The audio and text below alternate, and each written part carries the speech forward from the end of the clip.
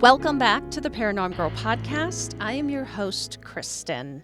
In just a few days, I will be enjoying crab cakes at Duger's, taking in all the sights along the seashore, sniffing the salty sea air, and getting wet sand inside of my socks for some reason. And I will also be meeting a ton of cool new people and taking some awesome classes, of course, at the Oregon Ghost Conference. Woohoo! Let the countdown commence. I am excited. I am thinking about doing a live stream while I'm there. I don't know, TikTok or Instagram.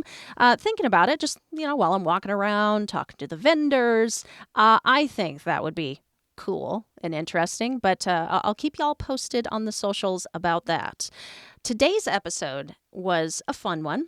I recently got to sit down with a fellow parapotter and talk Slenderman and all kinds of ghosty things. I'm very excited to introduce him to you. So let's do a quick word from our sponsor, and then we will get to my guest.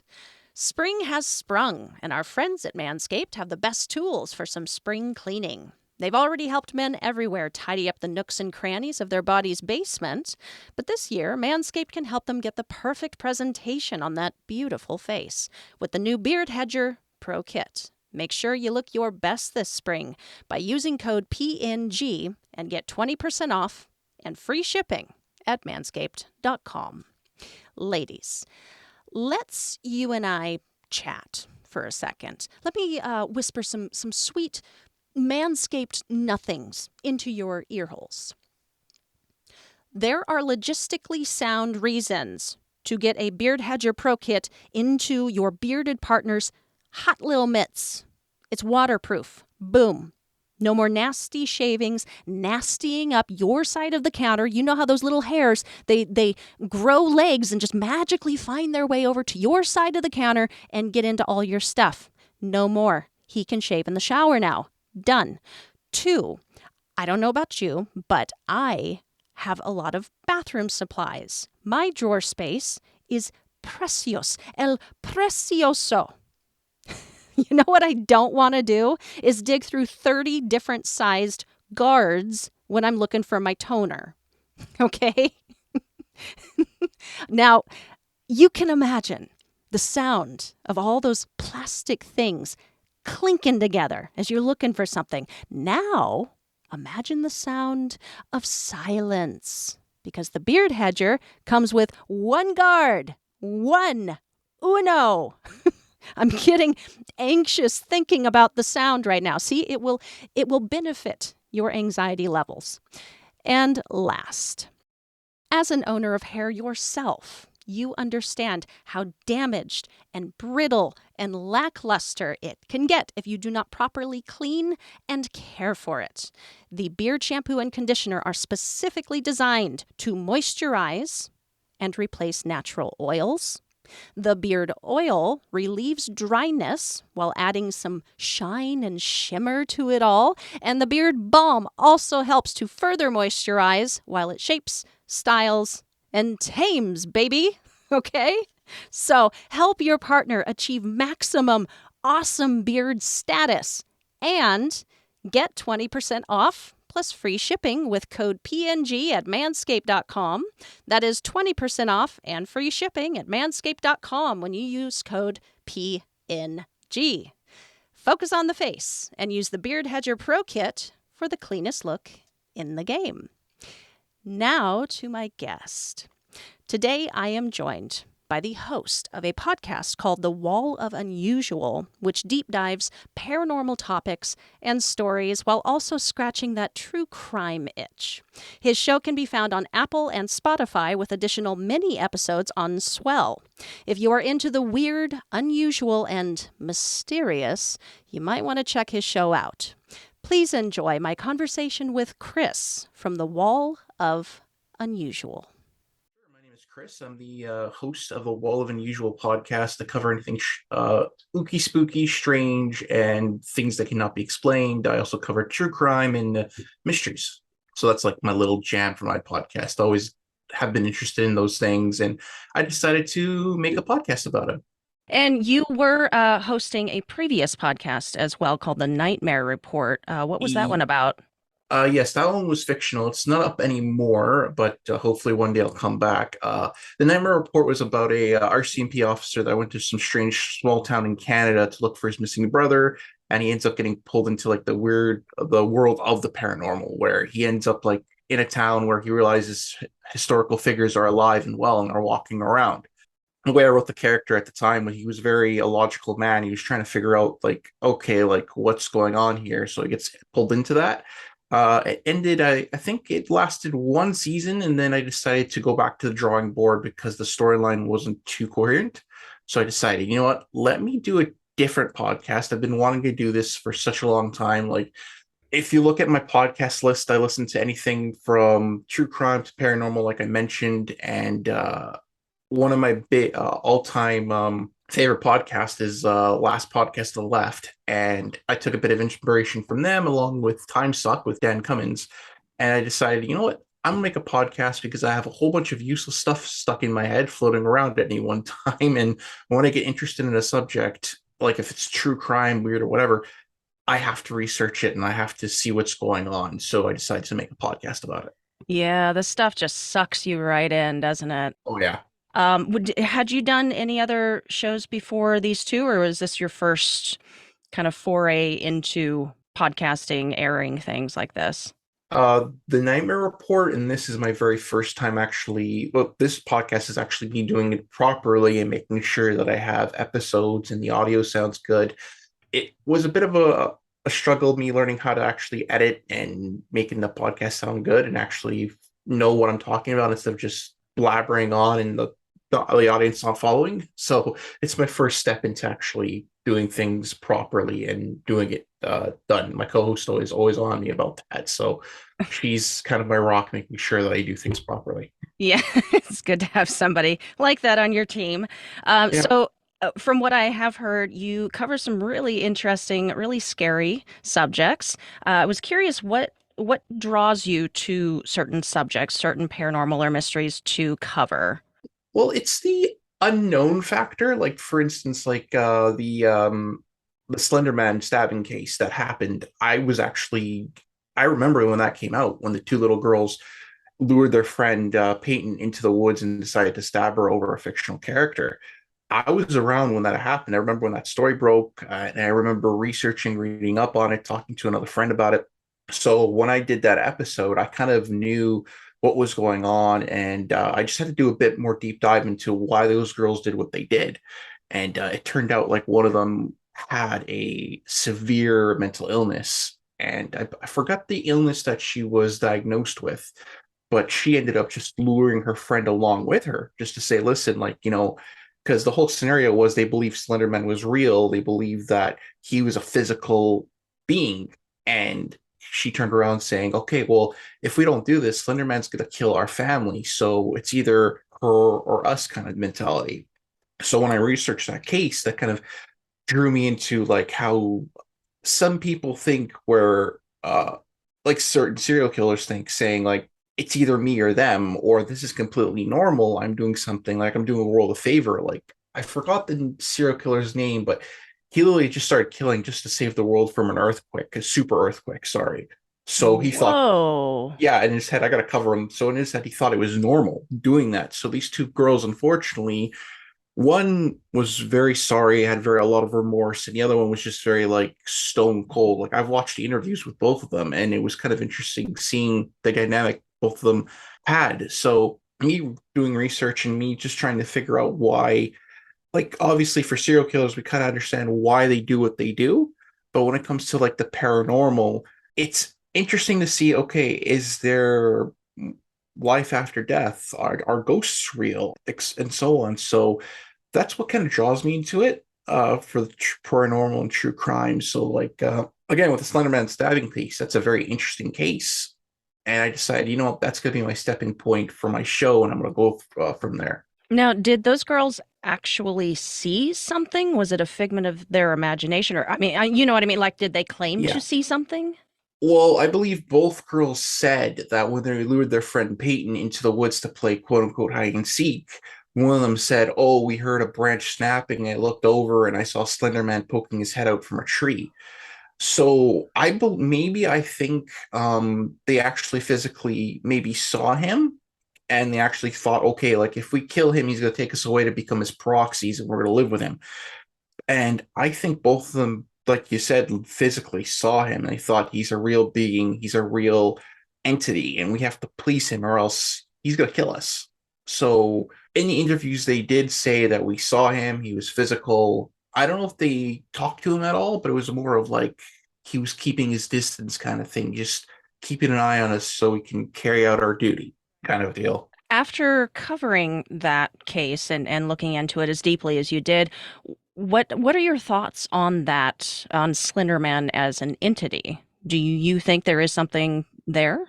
Well, I don't think so. Like Slenderman started off on the website Creepypasta, and it just blew up from there. Like there's a lot of like cool fan fiction written about him. There's a really cool YouTube series about him, about two people just getting into the lure of Slenderman. The whole series is like one guy just going completely nuts and following Slenderman's every whim. So I don't think there's something out there, but there is something I believe where if you give something enough power or you can manifest it. And maybe they did that where like they maybe saw something manifest, but other than that, I don't give too much credence into. I'm a bit of a skeptic when it comes to Slender Man because any sighting you look up, it leads to a creepy pasta. I could be wrong, but again, like I don't give too much credence into the whole Slender Man thing. Yeah, yeah. I talked about him very, very briefly back in the first season when I was covering Hatman, and I think that there's something to be said for like mind over matter, kind of like just the power of the mind and the ability of that. And there's the term tulpa, which is Yep. a thought form brought to physicality Mm-hmm. basically. And it's a strange subject, and sometimes it feels like it's such a safe box that we get to place things, even paranormal things that we really can't explain. Oh, it's a tulpa. But I don't know, maybe there's something to be said for the concept of Slender Man being a tulpa. Was it that powerful, or is it, I mean, of course, I don't really personally, I don't know if there's anything to the Slender Man, as a tulpa, but that is a thought, that is a theory.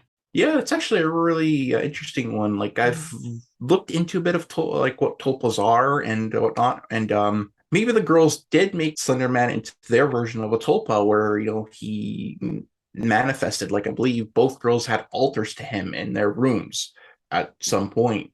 They had like a whole bunch of like books on him. They had detailed drawings on what they were going to do to the girl. Like if you actually look at like if you think about it, it was kind of like they were sacrificing their friend in order to police Slender Man, in order to like ascend kind of deal if you look at it like that. But for thank God that Peyton survived. She was like stabbed, I think, a total of 23 times, I think. And the two girls were picked up walking on the highway going to Slenderman's mansion. But in that sense, it's interesting to look at Slenderman as a tulpa or even um, other things that could be looked at. Like I think a few years ago there was this like really scary app that was going around and kids were getting scared of. I forgot the name of the app, but it was in that sense where an artist made this scary statue, and then kids were having I think nightmares of it. They were scared. The app was telling them to kill their parents. So the artist literally destroyed his statue and said it's no more. So it was kind of like a bit of like a tulpa situation as well if you look into that. Whoa, it was a Yeah. real app? Yeah, it was a real app. I forgot the name of the app. That was like it was around. It was popular. Oh, I can't. Why can't I think of the name? But it was popular around during a certain time. Like it started off where an artist just made this statue, and it was just an art piece, and it just blew up from there. And then he destroyed his artwork, saying, you kids are safe now. This thing's dead. It was pretty interesting. I actually should cover that. I gotta remember the name of it, but That yeah. sounds like a good premise for a really scary movie. I have to say one thing about tulpas though. My very first episode when I first started out is I wanted to cover Robert the doll, and everything was going fine, and then all of a sudden things start to happen where I decided maybe I'm going to still cover him, but it was just like like I got a soundboard. I finally got it to work, and then that didn't work. Then all of a sudden, other things started to happen where it was just starting to become a coincidence where maybe Robert was influencing some things, but it kind of got a bit creepy. So I said, okay, let me. I'm gonna cover him still, but let me save him for like a haunted dolls episode. So yeah, giving like a tulp, like if you look at tulpas and even Robert the doll, like it is a bit Yeah. creepy factor. Yeah. Yeah. Oh, wow. Wow. That, I've noticed when or at least when I focus on a certain subject, I tend to see it more. And I don't think it's just confirmation bias because I am approaching things from a skeptical angle, skeptical believership angle. But I do notice when I'm paying attention to something, it's almost like it's paying attention right back. Like it's just that meshing of energy, which is so strange, but that doesn't surprise me. Like if Robert the doll creeped you out as you were going through that information and then weird stuff started happening, doesn't surprise me at all. Are Mhm. you generally creeped out by like haunted dolls, haunted artifacts? Oh, I hate porcelain dolls. Like they creep me out. Like I know they come alive at night and they will do creepy stuff. Like um I actually do want to visit Robert the doll, but my wife looked at me and said, "No, you're not." I believe there's actually a TikTok video of a girl visiting Robert and her putting a toy doll on top of Robert's case, saying, "I want a haunted doll. Can you put some energy into this doll?" And I think a lot of creepy things started to happen to her. So I'm very careful with that. It's stuff I don't tend to collect haunted objects or decide to be like, hey, I'm going to bring a Ouija board into my home because I've dealt with a Ouija board before one time and never again. So when it comes to haunted objects and dealing with like the occult or anything of that, I kind of like make sure I keep a good arm's length away from that stuff. Yeah, yeah. Well, you're hinting at these things happening in your life. What has happened to you personally? What are some early stories or ghost stories? Oh, one that comes to mind is after I did a Ouija board session because I wanted to start a ghost hunting group with my friend a long time ago. So we did a YouTube channel, and the first video we did was a Ouija board session, and things didn't go well. After that, I was almost pulled out of my bed. I felt a hand wrap around my leg and almost drag me out of my bed, and I said a quick prayer, and it went away.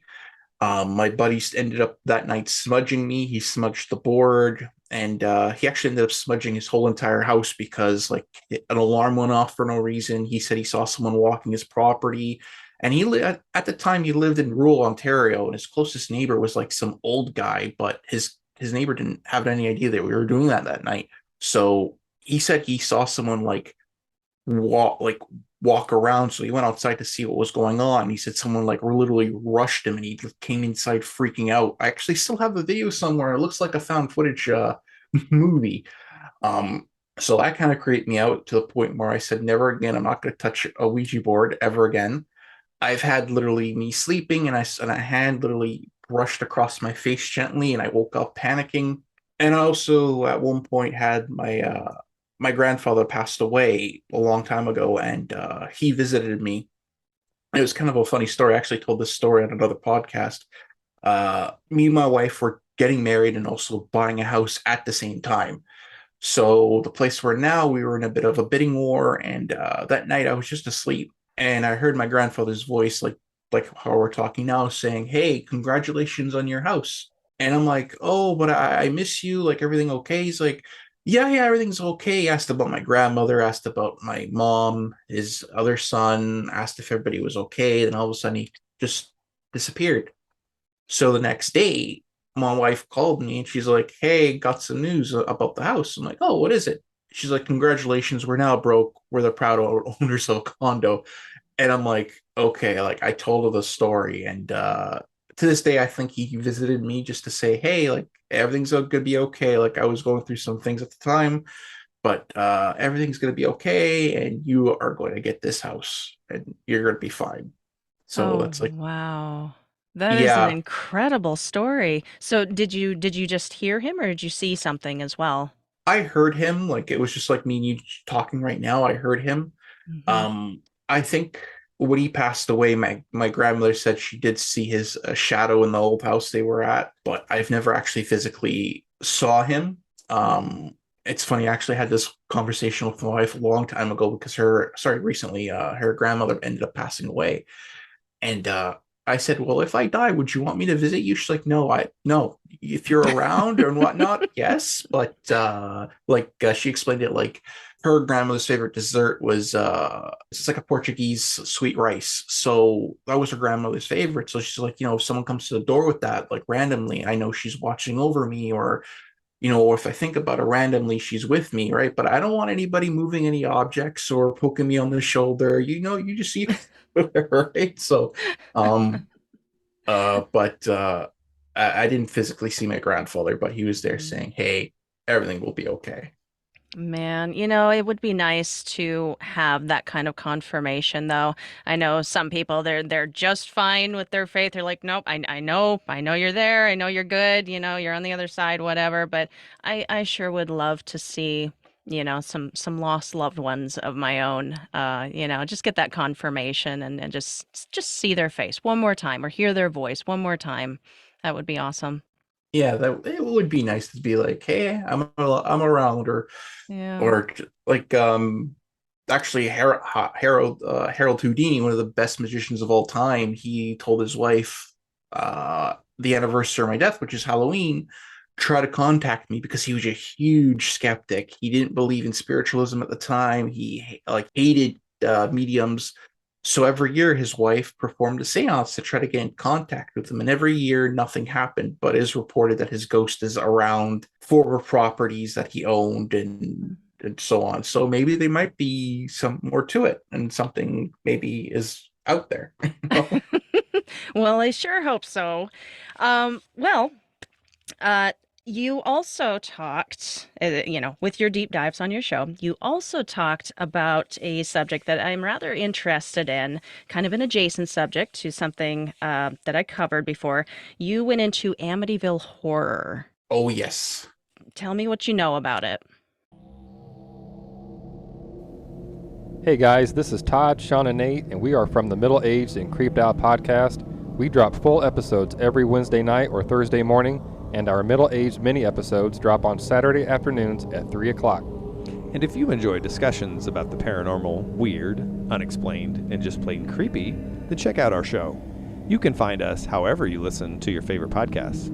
If you like what you hear, don't hesitate to give us a 5-star rating and review. Telling a friend, family member, or even a coworker about us helps the show. And you can also find us on Facebook and Instagram by searching Middle Aged and Creeped Out. And our TikTok is at Mako Podcast, and that's with 2 A's. Well, Nate, what do you think? That's the end of our promo, and that's a wrap. Well, there you go. So until next time, creepies, Nate is your sound engineer. We are your hosts, Todd and Sean. And they are middle-aged and creeped out. Keep it creepy.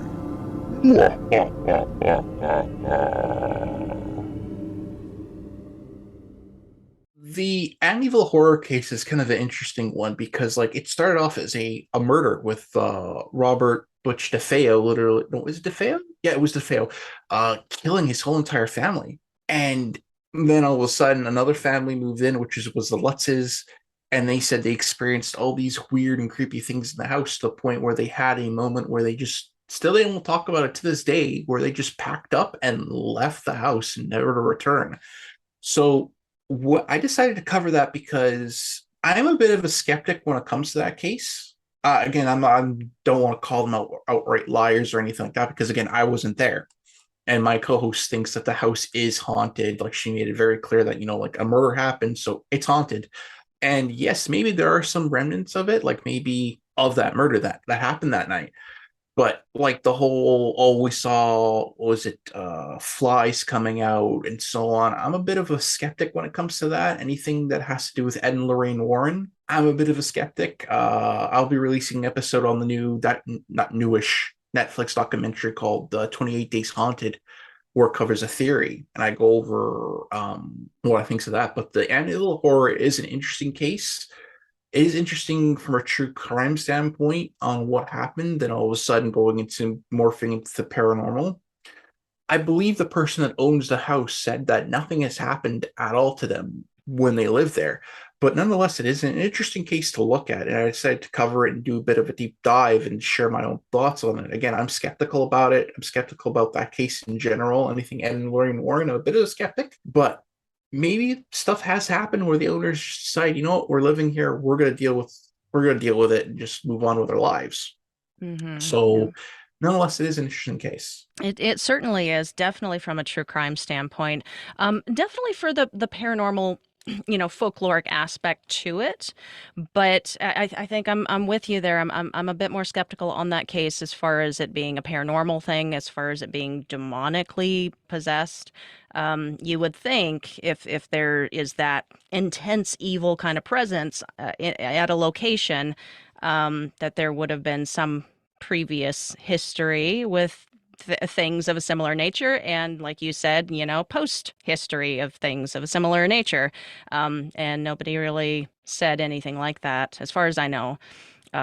Just following the murder and then the Lutz family, and that was it on that one. So curious, very interesting.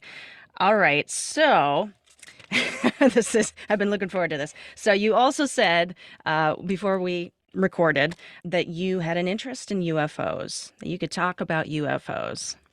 Now, Uh, are you a UFO, an alien, or a both kind of guy? UFOs to me is it's kind of a bit of an interesting thing because I have a bit of a hot take, which I'll go into it a bit later. But it is interesting that Betty and Barney Hill, one of the most famous UFO abduction cases, where they were going somewhere, coming back from I think Niagara, and all of a sudden they had missing time, where they said we have no idea what happened, and I believe was it Stanton Freeman? Oh, he was this huge, not Stanton Freeman. I forgot his name, but he was one of the individuals that was investigating this case. I think the government literally hired him to say, let's try to get to the bottom of this UFO phenomenon that is going on. And he was a physicist, he was a man of science. Then he investigated and he said, oh, there might be something going on. So I do believe that there might be life out there and they might check in once in a while. But when it comes to the whole, my dad is a huge conspiracy theorist. He goes into deep dive sometimes, and sometimes he talks to me. I'm like, oh God, Dad. But when someone quote unquote comes forth saying, I worked for the military, I was such a high rank, and I worked at a military installation where there are UFOs and et cetera, et cetera. Like there is a famous one where this guy worked at Dulce base and he said he got a whole bunch of recordings, a whole bunch of photos, but the thing is you can't find any of them because I don't think those exist. I think he just made it up, or it might be false information that the government has put out there. I do believe, again, like I said, there might be life out there, but I think of I'm a huge Doctor Who fan. So that whole show is like an alien coming in and just checking in on us or making sure things are okay. So I think maybe they're just looking in on us, just to observe us to see what we are. Maybe once in a while they'll abduct us or something just to ask questions or just to see us from a scientific standpoint. Yeah. But I don't want to say all UFO abductions are bunk or BS, but again, I'm a bit split on UFOs and life out there. So that's my little hot take on it. Okay. You're not alone in that camp. I think a majority of people are, kind of it's hard. It's a hard concept to understand, and Yeah. it's but it's becoming more and more real too at the same time. Oh yeah. Like every week there's something new, an article is being written, a report is being released, it seems, and it just is becoming so real that you can't ignore it anymore. And that's funny that you said it like that because just last week, I believe, Avi Loeb and Sean Kirkpatrick, they released an article or a paper basically saying, yes, there might be motherships out there, alien motherships Mm. up there that are, sending out scouts to Earth, down to check out Earth and, any other planet that they're flying around. What are your thoughts on that? I guess is that kind of in line with what you think? I think so. Again, like UFOs, like I try to make sense of it, but every time I try to, I just end up talking like I just did, just talking blubberish. But but I maybe there might be, like you said, like the whole UFO disclosure thing where the U.S. government has finally come out saying there, yeah, we saw some ooky spooky stuff and we're trying to disclose everything. Um, Again, I believe it. Yeah, Stanton Freeman. He investigated a whole bunch of UFO phenomena that happened around it. Like there's the was it the Battle of L.A. I think L.A. Oh, I'm probably getting it wrong, but again, there's all these unweird and explained things like Betty and Barney Hill, area like Roswell, a whole bunch of things that people have come forward saying, yeah, like this has happened. Like I've seen some weird and strange things, and I've gotten visits from Men in Black saying, hey, stop it, don't look into this anymore for your own good. And yeah, I think me like that does align to what I'm always trying to explain, but Yeah. UFOs nonetheless are interesting, and it's an interesting subject that I'll probably cover in my show down the line Oh, too. absolutely. You Yeah. absolutely should. There's so much to cover. It's so overwhelming the amount of information that's out there because you've not only got the history, but now the stuff that is happening on the daily and the reports that are coming in, abduction or UFO sighting or whatever. And it's just it's fascinating, but overwhelming. Yeah, it 'Cause- is. Yes. but you know what? The thing that really kind of brought it into reality for me because before I looked at it, I guess I really didn't know what I thought about it. I thought that it was real. And that was it. That was the end of the thought. But the thing that really brought it into a realm of reality for me was the military involvement and the fact that so many military members, radar controllers, commanders, people in the higher up, the higher echelons, people with a lot to lose. And at one time, even today to some extent, at one time, jobs to lose. You would lose your job. You would be demoted for saying, "Oh, I saw a flying saucer," while on duty. And now it's more and more being encouraged with Kirsten Gillibrand and that program that she started. But yeah, that's what like realizing that the military and the pilots are saying this. These are highly trained, highly accountable members of our military that we entrust with protecting us and, keeping the country safe. And it's like, you can't believe them when they say, I saw something I do not understand. You can't believe them. You think it's a trick that they're lying?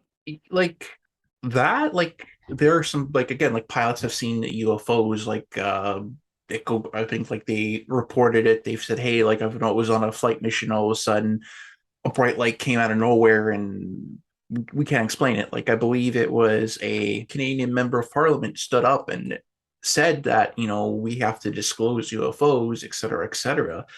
And he was looked at like a laughing stock almost. Mm-hmm. So like when it comes to like people coming forward and saying, yeah, I've seen something strange or I had a weird visitation, people might look at you saying, you're crazy, you're a quack, like you're all right, whatever, you're making things up. And it's the whole like when someone comes out with a book, it's like, oh, they're just doing it for the money. But again, it's like the book advances, like, from what I know, it's not that much. And then all of a sudden you kind of disappear and you fade from light.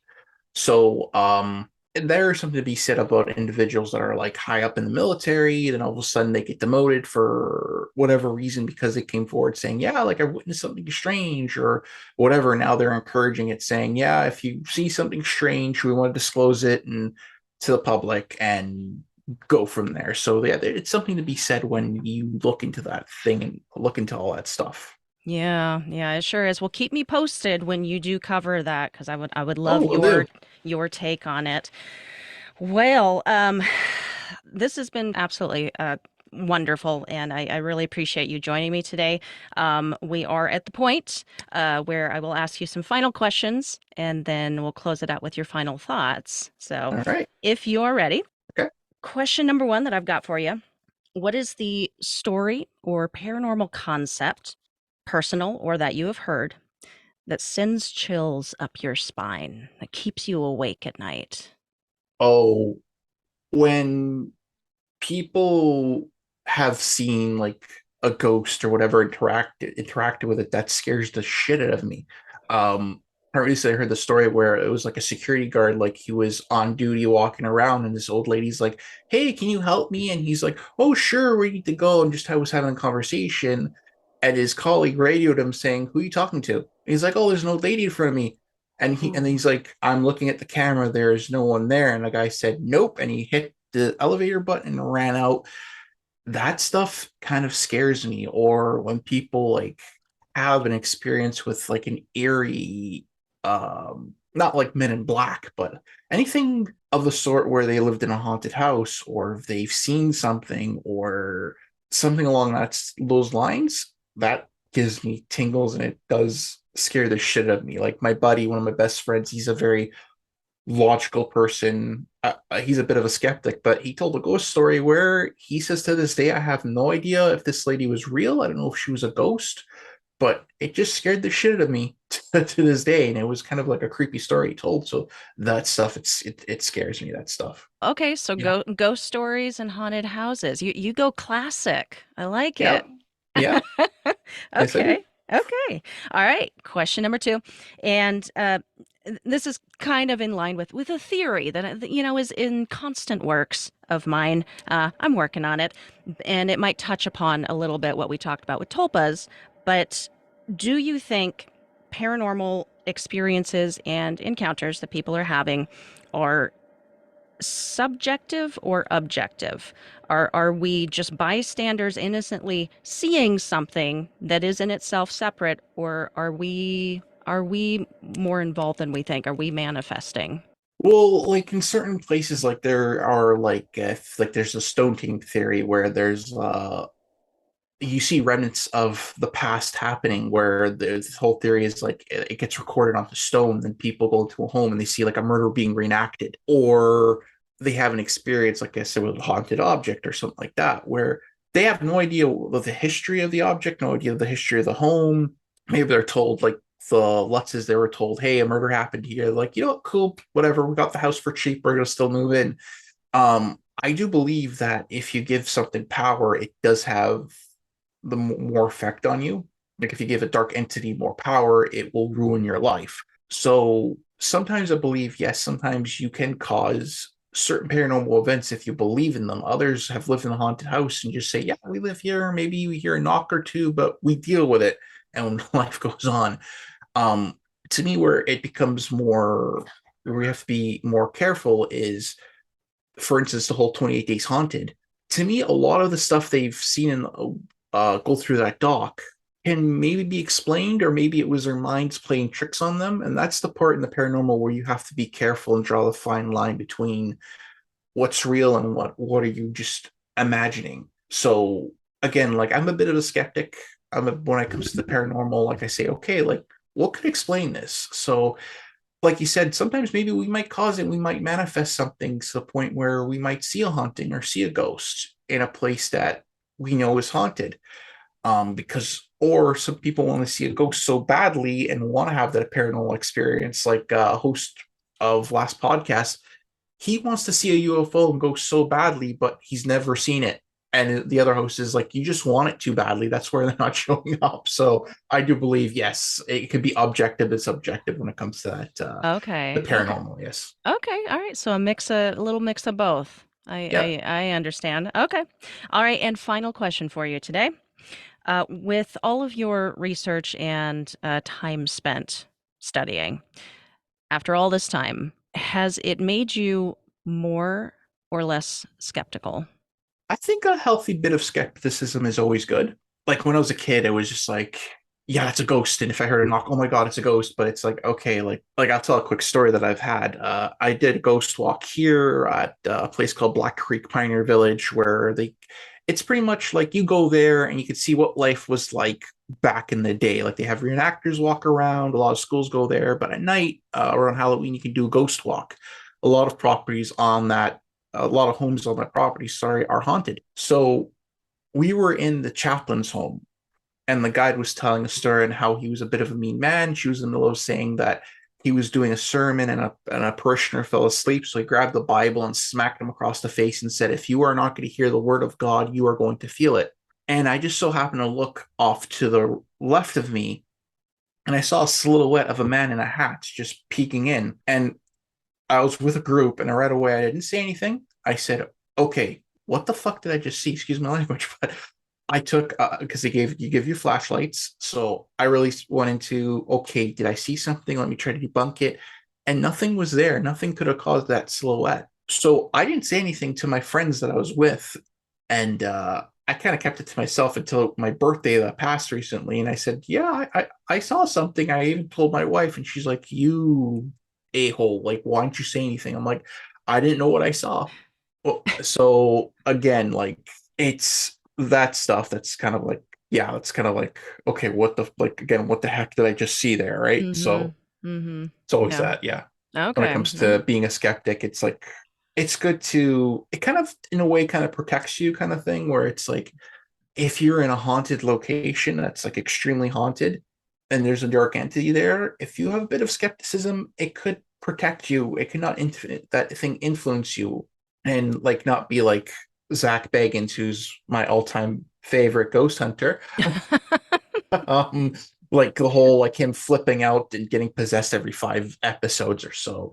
Um, if you have that level of skepticism, it could protect you, it could help you. Like if you're a ghost hunter, like if you like hear a knock, it's like, okay, let's try to debunk it. Let's try to figure out what we saw and go forth from there. And yeah, so having a bit of skepticism is pretty good. It could help you in the long run to more substantiate things. Okay, I agree. Absolutely. All right, Chris. Well, where can people find you online? Where can they reach out? Where would you like them to follow? You can find me on Twitter at Wall of Unusual. Wall is lowercase, and unusual. The U is capitalized.